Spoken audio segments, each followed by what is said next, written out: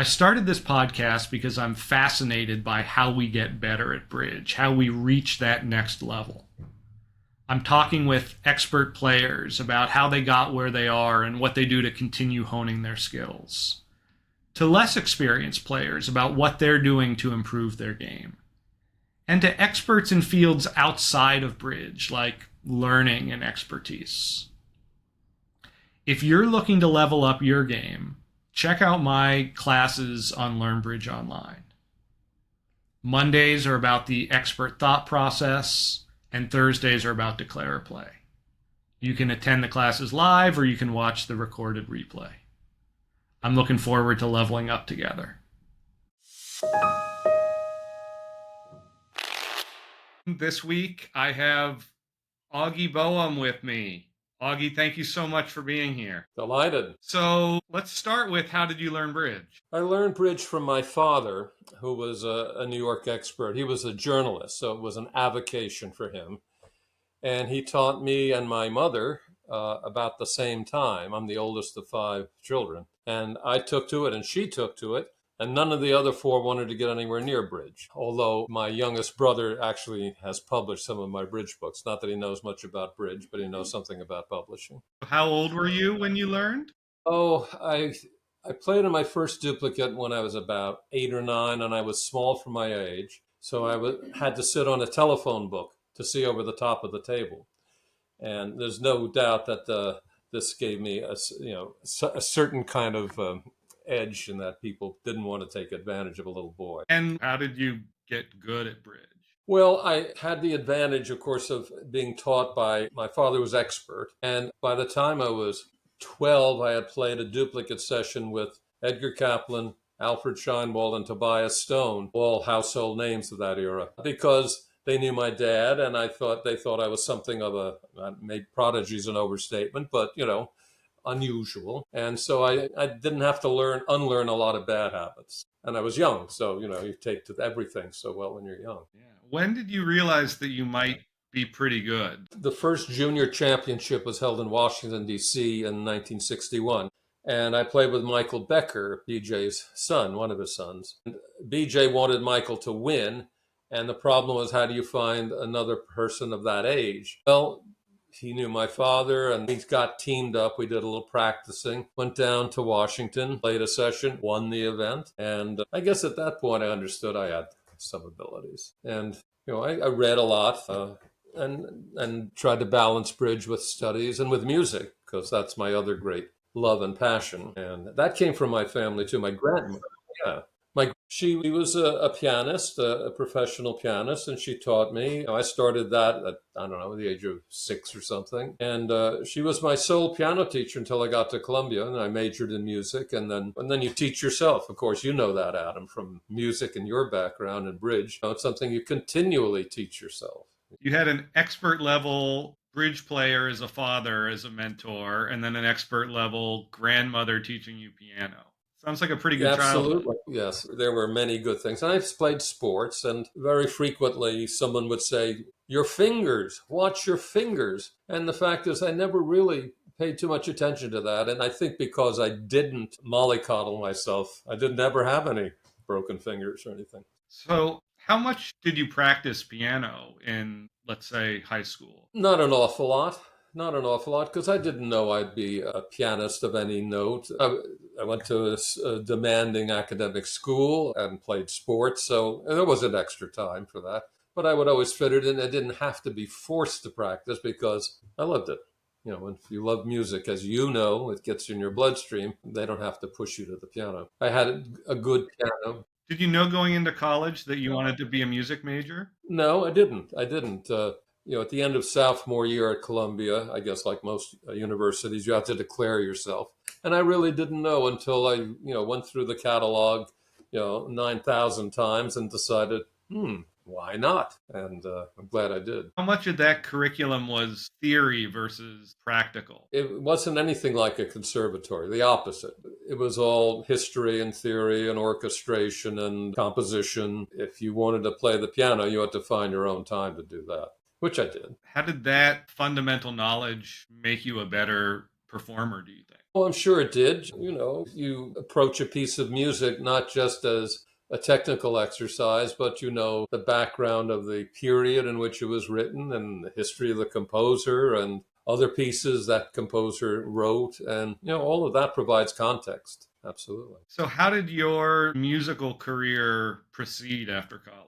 Well, I went and taught school. Actually, I taught school in Harlem. This was the Vietnam era, and I had a low number, so I couldn't opt out. And so I didn't want to go to Vietnam for various reasons. So I found something deferrable, which was teaching in the New York public school system. So I taught 1 year in Spanish Harlem. And that was quite an awakening, going from the ivory tower of Columbia to Harlem. And then I taught in private schools for a few years after that. And then it just came sort of gradually. I met a lady, first serious girlfriend, was a singer. And so we performed some cabaret around New York. Along the way, one of the best barters I ever made in my life, neighbors of my parents, he was a vocal teacher at what was called the New York College of Music, later subsumed into NYU. And he and his wife were both singers. And he asked me, would I be interested in accompanying his students in studios? And in exchange, he would give me voice lessons. So I got the voice lessons. I learned how to sight read. And also I learned something from the lieder repertoire and the opera repertoire, which was new to me at that stage. So it was a wonderful exchange. When was your first time performing at Carnegie Hall? 1978.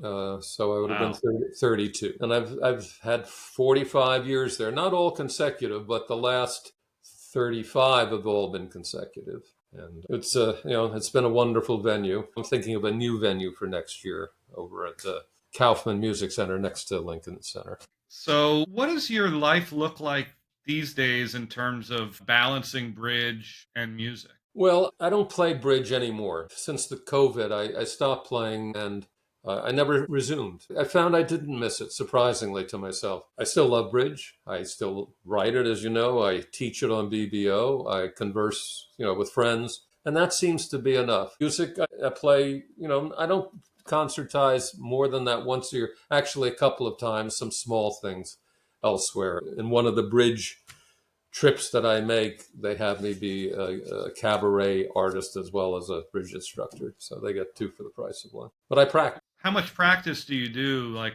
on a weekly basis? Very variable. I mean, I practice heavily if I have a recital coming, of course. And, the musical, The Music Man, and he implored his students, use the think system, boys. And you can do a lot away from the piano, I find. I don't have a photographic memory. I memorize by ear to some extent and kinesthetically, your hands know where to go. But away from the piano, it can do quite a bit, actually. So Do you feel like at this point, practice is just maintaining your level, or do you feel like you're still getting better at the? it's maintenance. I think I was technically better, a decade ago, although there's certain things I do even better. I've learned certain economy of means and I can get as much done with less. I don't want to play and look and sound sloppy. It offends my ear. So not to mention my wife and the parrots who listen. I think that musicians make for good bridge players. Do you agree with that? And if so, do you have a theory on why? I thoroughly agree with that. I mean, there's so much in common. I mean, counting is obvious. Less obvious and important are the importance of pattern and sequence and ordering information. I mean, in bridge, high-low is different from low-high. And music, if you have a melodic phrase, the last note, if it goes up a tone, that's a different emotional significance from going down a tone. There's so much, and structure. Both the languages are very condensed. Bridge has a vocabulary of 38 words, and Western music has 12, the chromatic scale. And from these extremely prescribed vocabularies, you construct infinite structures. It's just one of the great things about both of them. And of course, they're both lifelong endeavors. You get better at it up to a point anyway in both. I would think that I'm sure there's a connection. There's a connection between medicine and music. Almost every doctor I've ever had is musical. Either they're part of a group or they go to a lot of concerts or they like to talk music. So there's an overlap there for sure. I guess it's the science and the math, certain obvious connections. I guess here's maybe a couple of other things occur to me. If you're playing a solo on the concert stage, that's similar to being the declarer. But if you're defending or bidding, that's more like chamber music or playing a duet. You have a collaborator, and that's a crucial part of it. And that's part of the fun of it also, to be able to do both. There are opportunities for creativity in both, of course, and technical approaches. I mean, we all know musicians who are primarily technical, who may have less emotional depth. And in bridge, there are opportunities to be creative and use imagination, or prefer a technical line. And you find bridge players, I think, might fall in one camp or the other. The best can do both. Where would you put yourself on that spectrum, both as a musician and a bridge player? More imaginative, I would say. I think technically I'm fine, but I use more imagination and table presence. That's another connection. See, the musician learns to play by ear to a certain extent. Anyway, he has to be sensitive to tempo fluctuations and dynamic fluctuations. And a good bridge player learns to play by ear also in measuring differences in meter and pace. Was there a little break in tempo? What did that mean? It might help you solve problems. And by the same token, you would like to control your own tempo fluctuations so you don't give away information that your opponents can use, but your partner can't. So sensitivity to tempi is certainly another part of it. Do you think your study of music has informed your study of bridge and vice versa? Oh, I'm not so sure. Except you go into depth. If you approach bridge in depth, I approached them both in depth at an early age, and it makes you understand that it's, there's just so much more. You think, oh, I've got it now. And then someone comes along and says, you hardly know what you're talking about, right? And you better spend a lot more time learning. It's endless, as you know. That's one of the great charms of it. I mentioned that Stephen Sondheim was a fairly enthusiastic bridge player. Alan Truscott, who was the bridge columnist of the New York Times for 4 decades, Alan had an idea for some columns. So he wrote Sondheim and said, if I, Alan, arrange a private game, would you be interested in playing as my partner? And Sondheim said, well, I'm rusty. You guys will be too good for me. And there the matter seemed to lie. Well, I was heavily involved with a show, and the last time there was the Nationals in New York, and the show was called Bridge to Broadway, which was a satire of Broadway songs with the lyrics humorously adapted for bridge players. I was the music director. And I said to Alan, would you like to write a Gilbert and Sullivan parody? Because that's right up his alley as a Brit. And he said yes, so he did. And then Alan had second thoughts because he knew this would be seen by thousands of people. And so he wrote Sondheim. He said, I've written this lyric, and I don't know if it will pass muster. Would you like to review my lyrics? And Sondheim replied, if you have the temerity to send me your lyrics, I guess I can summon up the courage to play bridge with you. And so a game was arranged. And so Alan called me, I think, the next morning, said, I'm thinking of this. Would you like to be a part of it? I said, would I? When do we start? Tomorrow morning? And so we had a fourth, Andrew Arkin, and we all went out to dinner at Mr. Arkin's club. And that's where I got to meet Sondheim personally. And later on, I asked him, would you be amenable to the idea of me putting together a piano piece, a compendium of your music, 45 minutes worth for concert pianist, a concert platform? And he said, sure, you have my blessing. And so I did. And then I've done it a couple of times. Anyway, back to the Truscott. So Alan indeed did got a column, and it was a deal where Sondheim made a really nice play on defense involving a club suit. So the Times writer came up with, send in the clubs. There's my Sondheim. Was he a good player? Yes, that's surprisingly good. He said Arthur Lawrence, the playwright, was even better. That's what he thought. But did they ever play in tournaments? No, I don't think he ever did. He was, I think I've met maybe a few geniuses in my life, and he would certainly be one of them. He operated at a level just, miles above us all, and besides being quick. And he was also, he seemed to wear his mantle lightly, unlike some people who put down everyone who's a little dull-witted compared to them. I never saw that in him.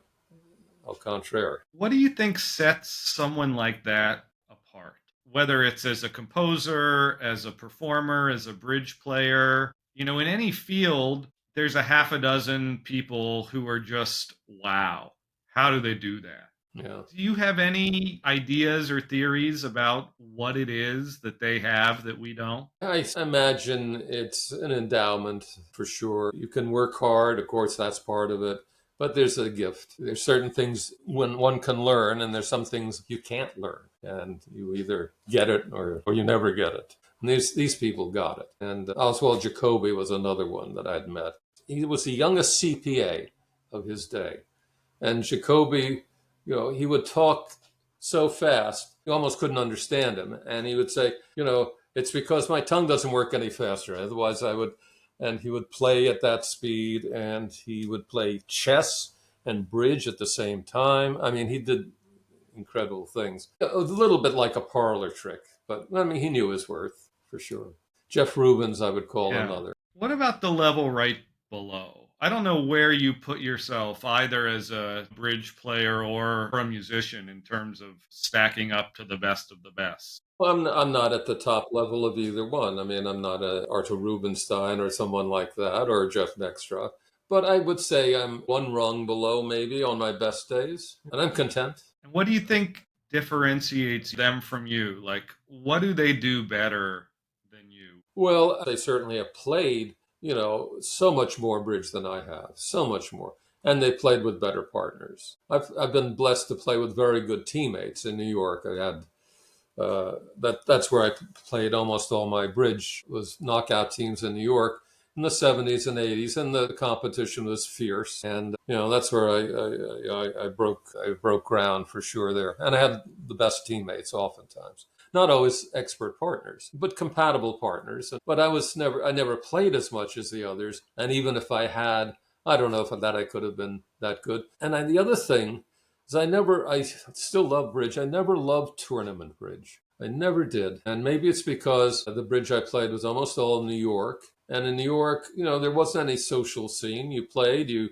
compared, you got your scores. Maybe you went over a couple of hands with your teammates and you went home. I mean, there wasn't any bar scene in the hotel. I mean, who could afford the drinks in the hotel, number one? And so I think because bridge was just that, I never, unfortunately, I suppose, learned to appreciate what everyone else got to appreciate about it. I never traveled until I played professional bridge. And then I traveled to some tournaments. Not very many, but that's about the only time I did travel. So, when you were a relatively young bridge player, you weren't going to the nationals every year? No, never did any of that. Never did. I think that because the New York competition, that met my need for having the best competition I could find. That was the most stimulating aspect of bridge. Occasionally we would qualify for the Grand Nationals in New York, I think twice. So I'd go to the Nationals to go to the next stage. But that was the limit of it.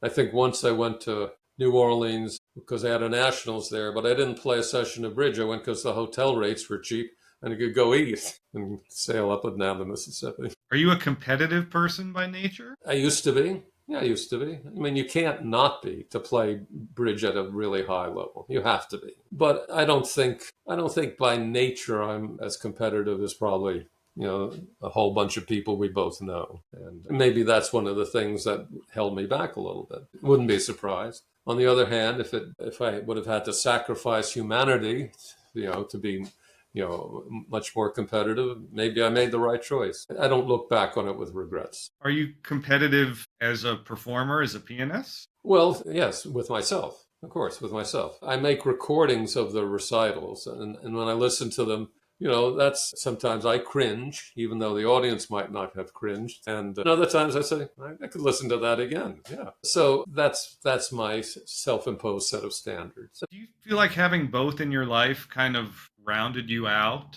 as a Yes. person? Oh, yes. Oh, yes, for sure.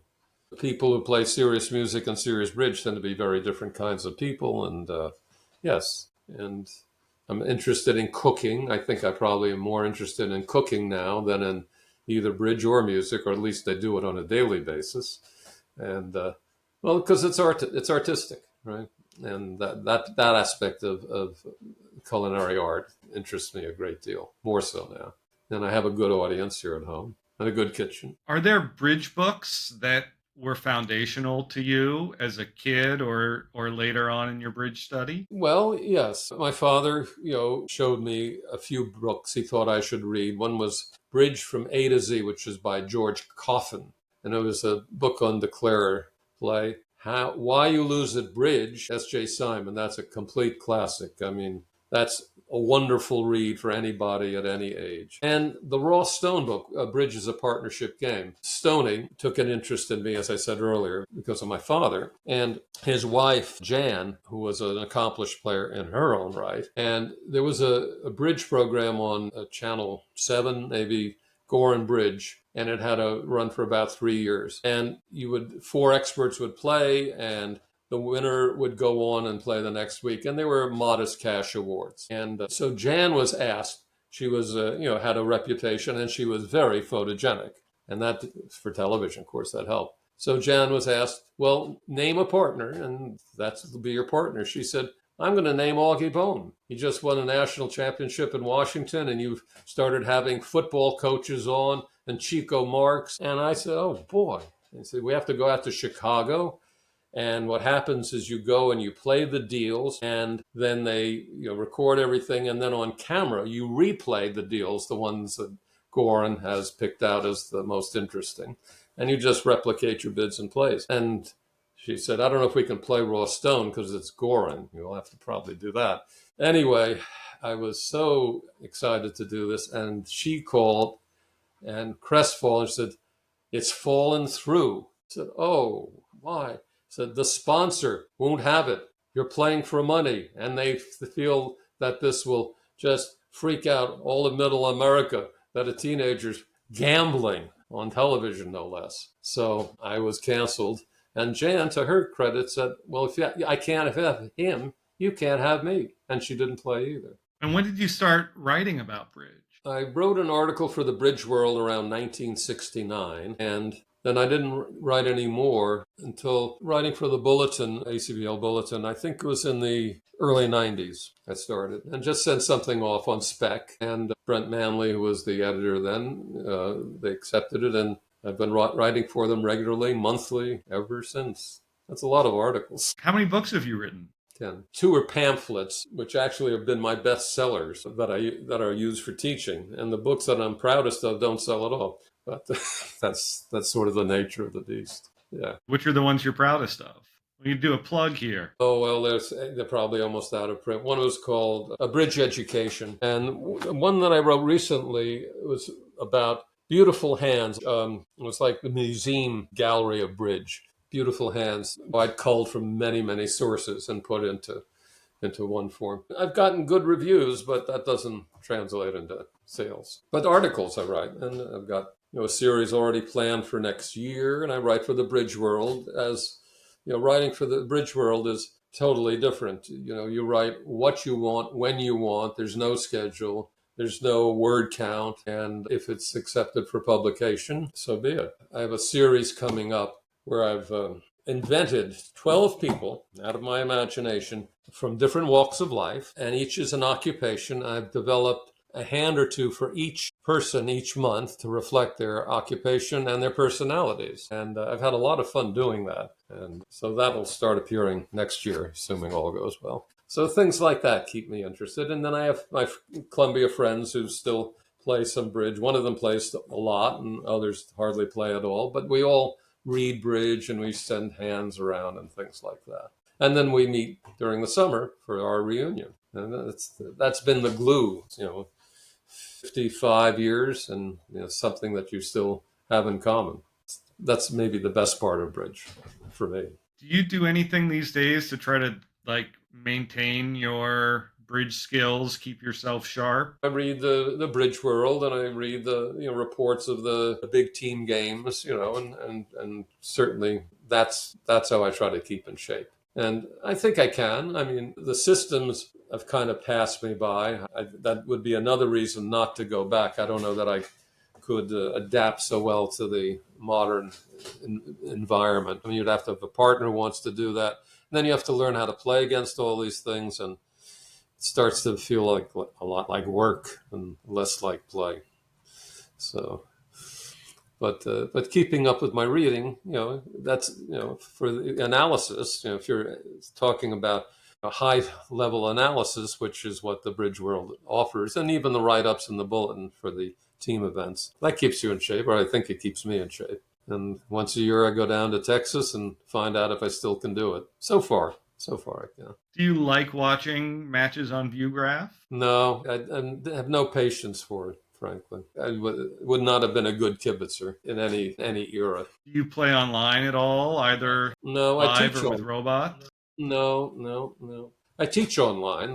That's been a lifeline, after COVID, and so I had to learn some computer skills never had. Now that's very useful to me, and I like the people. I teach people that I like. If they're pleasant people and fun to be with, that's worthwhile. And helps pay the rent too. As a teacher, what do you notice the mistakes that these intermediate level players consistently? Well, I mean, they play too fast to trick one almost always. I mean, almost they make so many mistakes at the beginning, and their concentration levels are just nowhere near where they need to be if they were wanting to be really good. But they don't really want to be good. That's the thing. It's for them. It's social. Occasionally there's someone who's on a hunt to become a life master, but they play most of their bridge in clubs or in the limited master point games, so they're never really challenged. And they like it better that way, and so I know that. So if I can entertain them and give them a little something to take away, which they like, one good tidbit, a lesson, they think that's a good lesson, and have a good time. What about for someone like me, who is a pretty good player but serious about getting better, and also an okay musician but interested in getting better? Like, what tips would you give? Well, what you're doing in your ACBL, I think this column is very good about all the things that are good for you. They wouldn't be good for most of your readers, frankly. In other words, you're trying to raise your game from a very advanced level to the next level, and most of your readers of that magazine are not anywhere near your level. But nonetheless, the methods that you outline and say, don't just gloss over a hand, think it out. Don't go to the answer. Try to work out the plays. And if you don't get it, go back and see if that makes better sense the second time. And to work at it. And so, we know that's one of the great things about bridge is, and music. And parenthetically, unfortunately, both bridge and classical music seem to be moribund. In other words, tournament bridge, the average age is well over 70. In the United States, doesn't seem to have much success in attracting young people to any great numbers. And classical music in the United States, is again a very old gray audience. Both are facing similar problems, and it's really too bad. If bridge were to get into the level of mind sport, our mutual friend Samantha Punch has written about this.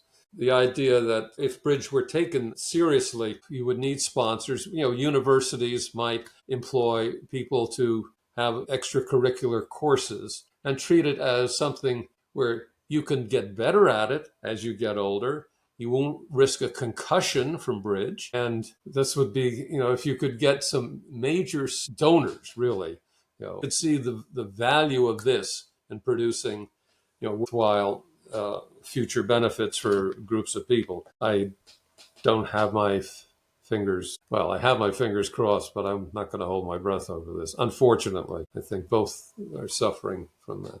They were, wonderful. They were probably their best days are behind them, I'm afraid. Why do you think classical music has fallen out of favor? Well, it's demanding. I mean, first of all the social media, and there's all kinds of competing entertainment. And, you could learn, all there is to learn about rock and roll, in an afternoon or maybe an hour. And, to learn what a Mozart sonata is about, a lifetime is not sufficient. So that's a huge, huge handicap. And the idea of sitting quietly in a concert hall instead of having fun in a pop concert venue, it's just antithetical to young people today. So would you say bridge is to classical music as like canasta is to rock and roll or something like that? Well, canasta. Even mahjong is having a great, right, renaissance.